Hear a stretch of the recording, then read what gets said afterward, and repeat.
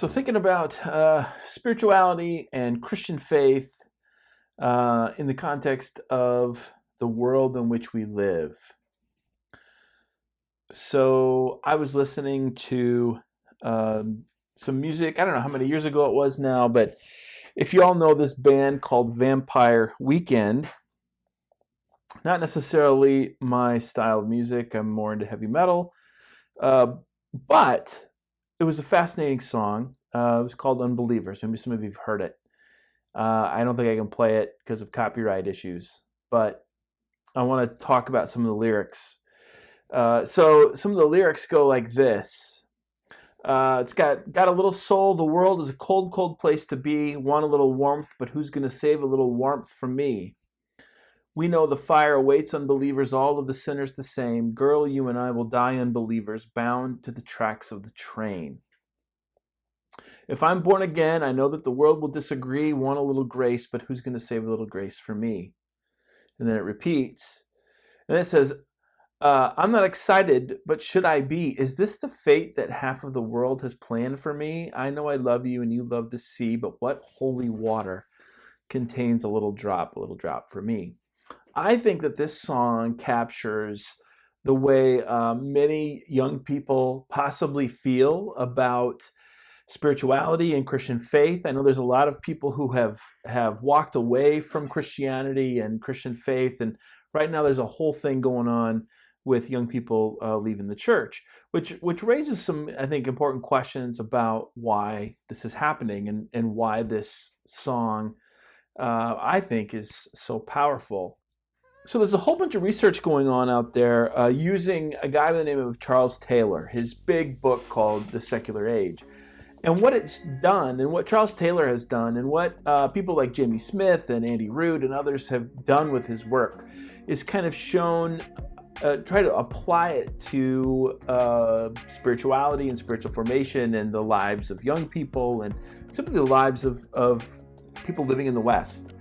And what's happening is we've moved from a time when you could not believe in God. In other words, believing in God was the foundation of everything, to now a time where we've kind of been cut off from transcendence as a way to think about that. And we're left with the stuff that just is going on here in the world. And so we put a lot of emphasis on economics and politics and technology and science and so on.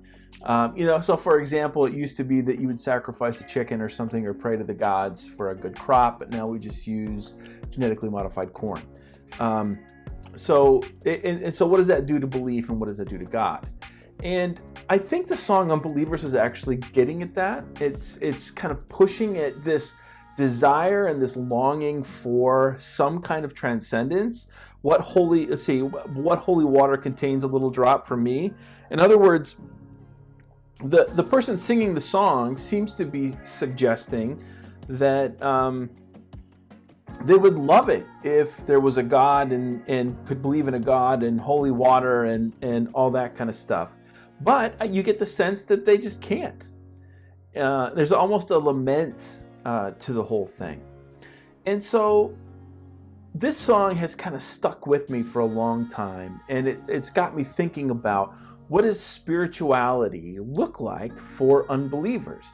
Like, where now can we as people like myself who are Christians and part of the Christian community, how can we begin to talk about God in a way that resonates with the person who is singing this song? And for me, what I have found, or one of the things that's got me thinking about, is that the people who, in the history of the church, who I think are willing to ask similar questions. And so it's got me really wrestling with what this idea of an unbeliever means. So I teach a class on popular culture, and so we listen to this, and we listen to metal and watch film and so on. And one of the things that I try to get them to think about is the power of ideology. And when we think about Scripture and we read in Scripture all of these different things about idolatry and sin, and what's interesting is I think there's a way to translate that over to today, where we could be talking about ideology. And for me, then the question becomes that the word unbeliever begins to take on a different meaning. So in this context, the singer is saying, boy, I wish I could believe in God, but the old views of transcendence and things are gone. What's left for us? And again, really sad about it. And I want to suggest that this is an opportunity for Christianity to reclaim what I think it's always been. And that Christian spirituality is much more about this world and what it means to live as a human being in this world, and what it means to challenge what Paul calls in Colossians and other places the principalities and powers of this world, to challenge the ideological forces at work in this world. That the secular world in which we live, it's not as though we don't have those powers and idols at work in this world. Now the question is, how do we name them and how do we see them? And how do we, those of us who still claim, to be Christians, how do we speak about spirituality in a way that can address the lived experience of people kind of living now at this time? So when I talk about the history of Christianity being the history of unbelievers, what I'm saying is people, for example, who go out to the desert, St. Anthony. There's a way of reading what St. Anthony is doing that I think can resonate with Vampire Weekend and really address the ideological issues of our own day and what Christian spirituality has to offer. I think the same might be true for people like Augustine and Julian of Norwich. And again, I could kind of keep going. Dietrich Bonhoeffer would be someone else where their faith leads them to question and challenge certain assumptions about the world that I think some people who would call themselves Christians might have questions about. See, the problem I think that we've run into is that there are many people in the Christian community where we kind of see it as falling into two categories. Either you don't believe, so you're on one side, or you end up in this version of Christianity that's kind of about some other world and so on and so forth, as I've talked about before. And yet, I think what's at the center of the gospel is something else. That the gospel is actually about this world. It is about the reconciliation of this world, the transformation of this world, and that the gospel is actually about living as a human being. Now, I want to make something clear. And Bonhoeffer, it's fascinating in some of his letters, he talks about this. Both liberal Christianity and fundamentalist Christianity have gotten it wrong.